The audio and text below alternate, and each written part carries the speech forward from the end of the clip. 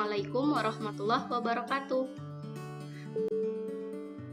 Pertemuan selanjutnya pada mata kuliah konseling individu. Seperti biasa, pada mata kuliah ini dosen pengajar adalah Ibu Zahrani Lisa dan Ibu Jamilah Aini Nasution. Nah, video kali ini kita akan menyambung teknik penjajakan pada video sebelumnya.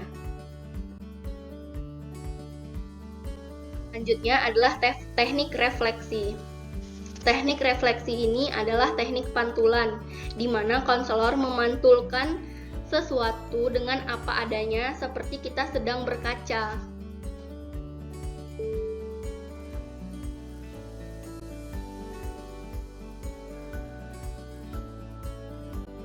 Kegiatan konseling, konselor merupakan reflektor bagi konseli.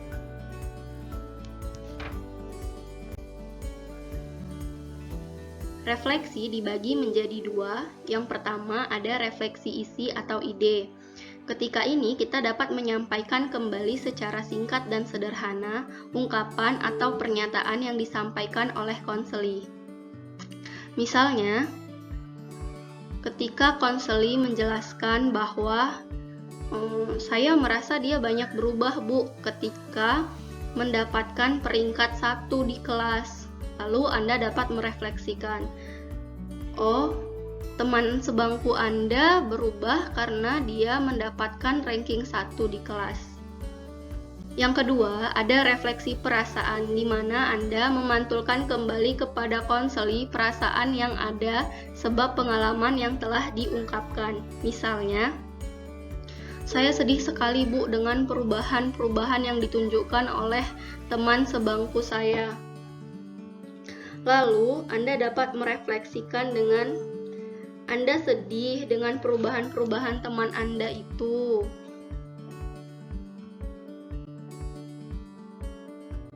Ya, ada beberapa manfaat dari teknik refleksi. Yang pertama, membantu konseli untuk merasa dipahami secara mendalam. Yang kedua, membuat konseli merasa bahwa perasaan yang dialaminya yang menyebabkan tingkah laku. Yang ketiga, memusatkan penilaian pada kondisi dan perasaan konseli. Yang keempat, memberikan kekuatan untuk memilih. Dan yang terakhir, memperjelas cara berpikir konseli. Ada beberapa jenis-jenis refleksi yang ditampilkan oleh konselor. Yang pertama ada refleksi nol atau tidak ada kelanjutan. Yang kedua ada refleksi negatif atau pantulan yang diungkapkan oleh konselor membuat konseli mempertahankan diri. Yang ketiga ada refleksi khayal, yaitu tidak sesuai dengan apa yang dimaksud oleh konseli. Dan yang terakhir adalah refleksi positif, yaitu pantulan yang diungkapkan oleh konselor tepat sesuai dengan isi dan perasaan yang dimaksud oleh konseli.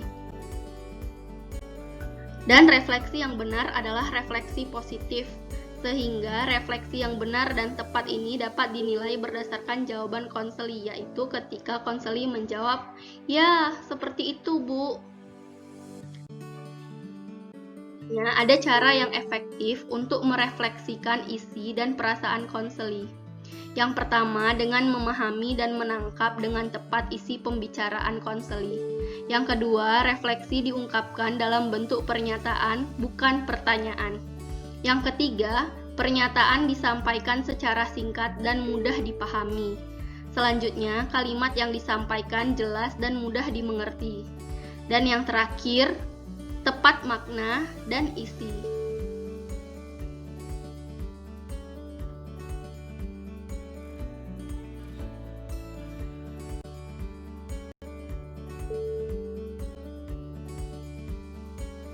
Teknik selanjutnya adalah suasana diam atau sudi.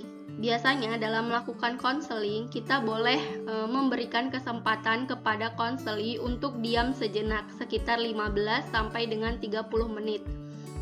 Kadang-kadang saat menyampaikan permasalahan-permasalahan atau kondisi-kondisi yang dialami,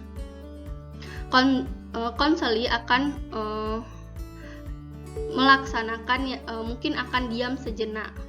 Nah, bagi konseli, diam sejenak ini dapat menimbulkan rasa percaya diri kembali.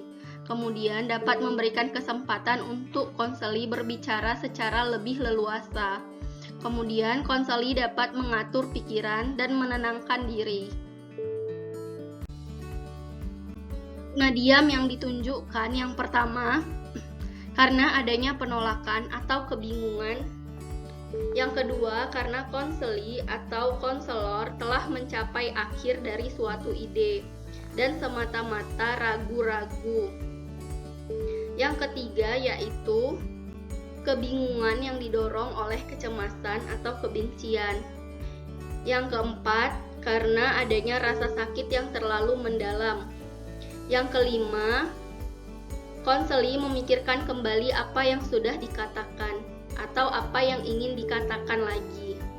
Kemudian yang keenam, konseli menyadari kembali ekspresi emosional yang dia tunjukkan sebelumnya. Nah, manfaat suasana diam atau sudi bagi proses konseling yang pertama, agar konselor dapat mendorong konseli untuk berbicara. Yang kedua, membantu konseli lebih memahami dirinya. Yang keempat, mengikuti ekspresi yang membawa konseli dapat berpikir dan bangkit dari keadaan sakitnya. Dan yang terakhir, mengatur tempo proses konseling. Teknik selanjutnya adalah kontak psikologis. Kontak psikologis merupakan kemampuan konselor untuk ikut merasakan suasana atau kondisi yang dialami oleh konseli.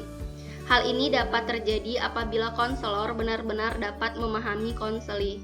Oleh sebab itu, penting sekali untuk melakukan 3M agar konselor dapat benar-benar memahami masalah-masalah atau kondisi-kondisi yang dialami oleh konseli. Adapun wujud dari kontak psikologis ini yaitu empati.